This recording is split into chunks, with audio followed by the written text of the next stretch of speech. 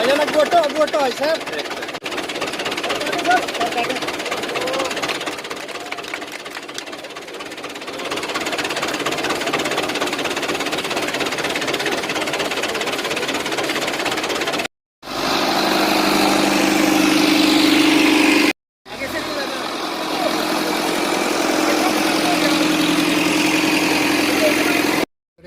और हम अपने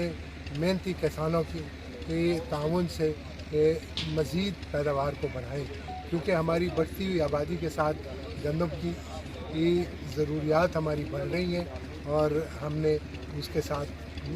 मैच करना है ताकि हमें गैर मुल्क से कसीर ज़र मुबादला खर्च करके गंदम इम्पोर्ट ना करनी पड़े। इसके अलावा मैं अल्लाह का शुक्र अदा करता हूँ कि कपास जो हमारे कपास का काश्तकार और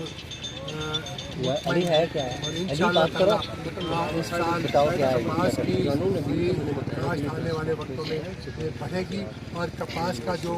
वो हमारा खोया हुआ मकाम था, इंटरनेशनली हम चौथे नंबर पे थे कॉटन प्रोड्यूसिंग में और साथ साथ